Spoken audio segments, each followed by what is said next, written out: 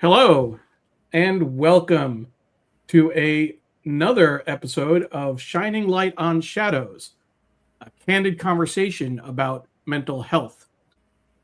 This is episode 52, and we're focusing on art, hope, and ending the shame around mental health. Our guest is Vasu Tolia, MD, Dr. Vasu Tolia, a physician and visual artist. My name is Neil Parekh. We are live on Facebook, Twitter, LinkedIn, YouTube, Instagram, and my website. That's my co-host, the other way, Dawn Neuburg. She is in Milwaukee. I'm in Northern Virginia, and we've been doing this show for, Dawn, two plus years, 2 years and a couple months. 2.5. Almost 2.5 years. Almost 2.5 years. Still can't quite believe it. Now, for some of you who might be watching, and for everyone watching the replay, thank you for coming back and catching the show when it works for you time-wise. But Dawn, as you know, the other show that I produce and co-host is on Sunday mornings, the New York Times read-along, and we just celebrated our 400th episode of that show. 10 years and more than 275 guests. We didn't do a guest for every show, but that's what we have to look forward to, Dawn. 400 episodes with me. What do you think? Can you do it? I'm game. No, but on a sincere note, I do want to thank everyone who has watched the show, who've been a guest, who commented during the show. Dawn and I started the show to reduce the stigma around mental health, thinking that we could influence people within our circle and just have conversations that were real and authentic. And, we've had people share their own stories, their lived experience. We've had advocates on, we've had therapists on. But this is the first time that, Dawn, that we get to have one of my relatives on. I know. Vasu Tolia is my aunt. She's my mom's cousin's wife, and I've known her since I was little.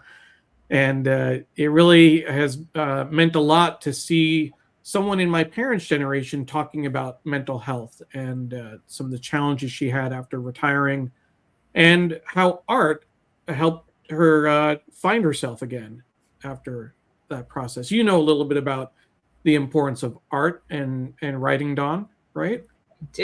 I do. It's been a big coping mechanism for me. And in our prep, we talked a little bit about how art can mean different things to different people. And so I wanted everybody to kind of keep that in mind, because right before we were about to go on, Neil said to us, I don't have anything to say because I don't do any art. And I said, that is not true at all. Just the production of this show alone is a piece of art, the way that Neil puts everything together and designs how the presentation is going to go, and the master craftness behind the scenes is a type of art. And so everybody just needs to keep in mind that there are many different types of art. And I think we should focus on how important that is, that we don't just call painting or drawing or writing art alone. There's many different forms. Hey, thank you, Dawn, and thank you for helping me understand that. Not to give a little bit of a spoiler alert, but when we talked to Vasu about this process and how art helped her kind of find herself again, what you just said is, in the terms of thinking of art in as broad terms as possible, it really does open up that possibility for anyone who is facing a challenge or struggling with their sense of self, their sense of kind of their place in the world. It's not just the visual arts that can help them find themselves, but anything that is this kind of an activity that requires some kind of intentionality and focus can really help. So I look forward to exploring that a little bit later on in the show. Before we dive in, I want to recognize a few people watching. First, my mom watching from Hastings on Hudson. Mom, Sudha Parekh. My mom has been a very loyal viewer, and I know that she shares my excitement about having Dr. Vasu Tolia on the show as a relative, and she's a peer of my mom. It means a lot to be having this conversation on a public forum. The other person we have commenting and saying hello so far, Dawn, Kate Easton, who's that? What role does she play in your life? Plays a lot of roles in my life. She is one of my best friends. She is my landlord. She's my neighbor, and she lives downstairs and owns this house. So, yeah, and we have Jim Neuburg watching as well. He's also someone special, right? I mean, you share a last name, if I remember correct. Yeah, Don Neuburg, Jim Neuburg. Yeah, share a last he's a good name. guy. Yes, we are married, and apparently my puppy dog is saying hello from the living room as well, which is always great. As long as she keeps quiet. As a reminder for folks who are watching, this show is produced by Digimentors on a pro bono basis. I'm proud to be the Vice President of Events and Communications for Digimentors. They do social and digital consulting, digital marketing, events and programs like this, strategic communications, and other similar projects. But I'm always thankful for the support I get from Digimentors and my colleagues. And we have more people who are joining. Our friend Candice is watching from Milwaukee. Candice, always good to see you. And then another relative, another aunt of mine. This is my mom's sister, actually, watching from Whitby, Ontario. And I know she also knows Dr. Tolia very well, Vasu Tolia. So with that, let's go ahead and tee up our guest. As I mentioned earlier, Dr.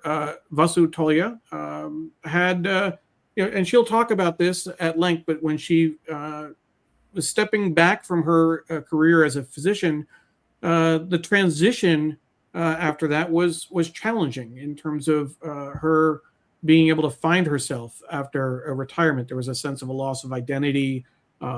She felt unmoored. And it was art that helped her find her way back to purpose and expression. She wrote a blog post for this show, and we'll share a link in Facebook so you can read it at your leisure. But the blog post is "When Art Opened the Door Back to Myself." When the structure of my medical career was gone, I found myself asking a question I'd never fully prepared for. Who am I now? What was left? There were days when I felt invisible, unmoored, and unsure of my place. Vasu Tolia, MD, is a physician and visual artist, and she is our guest tonight on Shining Light on Shadows. Dr. Hi. Tolia, Vasu Hi. Auntie, my auntie, thank you so much for joining us. It's my honor, Neil and Dawn. Thank you for inviting me.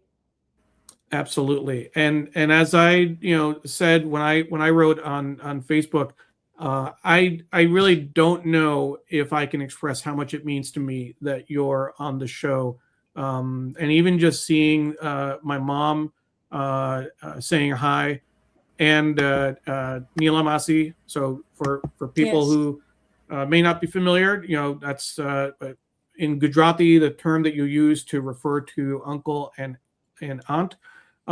So Neela McKim is my mom's sister. She lives in Canada. Another relative, if you see, is Atul Tolia.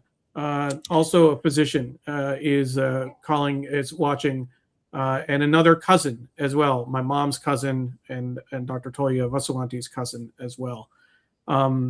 So for me to have someone from my parents' generation talking about their challenges with this transition after retiring, to talk about anything around mental health. It's not something that's talked about in an older generation, not something that's talked about in the South Asian community, and so it just means a lot that you're here. So tell us a little bit more. If you go back, you wrote in the blog post, but take us back to where you were just before you were looking toward the transition after your career. 30 years as a physician here in the States. 35 plus. 35, yeah. So tell us about what that was like. Mine is really a story of something that happened because I was leading a very full, very structured life. Every morning I got up, I had a schedule to, fill in and do my stuff. I had patients, colleagues, students, residents, fellows, and deadlines. Because I was in academia, it was really a very full life. I was living like 10 to 14 hours sometimes a day to reach all the goals that, I kept on climbing one after another. So when it came time to step away, or I decided that I wanted to do something else with my life, I suddenly found an emptiness.